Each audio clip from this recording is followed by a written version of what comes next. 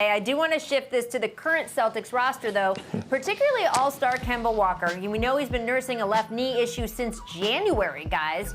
Walker has barely played during the Celtics scrimmages here in the bubble. So, Jackie, what are you hearing about his status for tonight and going forward? Well, I don't know about tonight, but I will tell you that the Celtics are going to take the long view of this, Rachel. Brad Stevens has been pretty clear about the idea that these play-in seeding games, he's not worried about those. He's pointing towards the playoffs. But if I'm the Celtics, I'm concerned.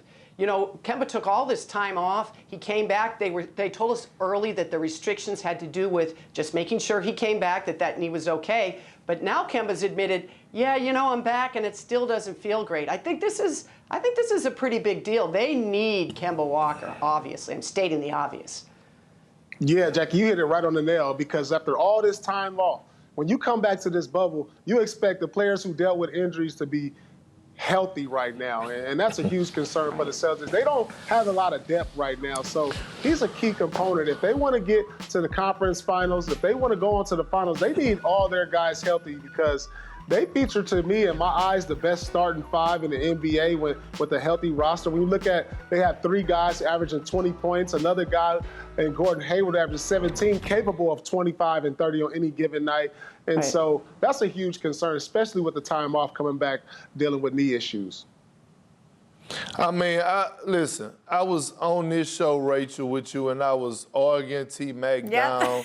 I didn't care if Kemba was 75%, I'm still rolling with the Celtics. I got to change my pick because, listen, the other day they played in the scrimmage, he played 9 minutes. And I'm like, no, it's something serious going on there. And without Kemba,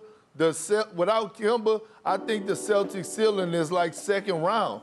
With Kemba, a guy that's capable of dropping 50 on you, the second best player on that team to Jayson Tatum, their ceiling is the finals. So without a healthy Kemba, I had to change my pick, and there's something going on there. So the Celtics should be concerned. If I'm Kemba Walker, I should be concerned because I had 4 months off and something is still lingering there. And we all know the history of players that dealt with lingering knee issues that just couldn't get right. Sometimes it just won't get right, and next thing you know, it could be career-ending. I'm praying that it's not, but it's more serious than what we think it is, I believe. Yeah, I mean, it's interesting. I talked to Kemba about this the other day. I had assumed that maybe just over the 4 months it hadn't quite healed right, because that's sort of when we talked to him about it and when we talked to him about it. But he told me no, that he was feeling good during the break, that he came back with the rest of the Celtics thinking that he would be fine. And it was only after playing a little bit that it started hurting again, which is an entirely different issue and problem. Paul, are you with Perk that if Kemba Walker can't play the way we know he wants to, you don't think the Celtics will go far either?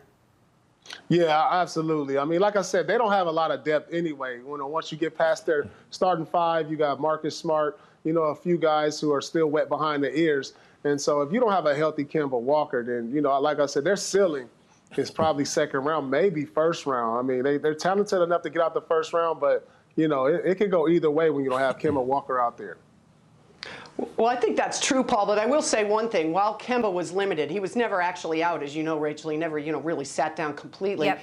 The one thing that did happen was what we all knew would happen eventually, and that was that Jayson Tatum took off like a rocket ship. If you look at his numbers from mid-January until when everything stopped in a hurry, he was averaging almost 27 points a game. And I'll never forget the one thing Kemba said to me about a month and a half before the season came to a halt. He looked at me and he said, you know what, I'm just the placeholder. I'm holding the place for these 2 young stars coming up behind me, Tatum and Jaylen Brown.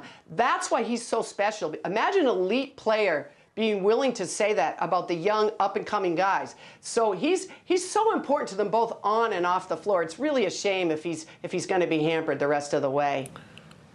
Well, Jackie, you know what that's called? That's called the true leader. Yes, it is. And that's a prime example. That's a prime example of what Paul and KG did to Rondo. They passed the torch. There's nothing wrong with passing the torch, and that's what he did to Jayson Tatum. Jayson Tatum is an elite player. I strongly believe the Celtics should sign him to a lifetime deal. That's just my honest opinion. And you look at a guy like Jaylen Brown, one of the best two-way players in the game today, a guy that could get you 20 points on one end on 50% shooting and lock you up on the other. Now listen, do not count the Celtics out. Because one thing we do know, they're going to compete on both ends, and that they're well coached by Brad Stevens. So I will not just count them out. They're going to be in the fight every single night. I just don't think they can reach their ceiling if Kemba is not healthy.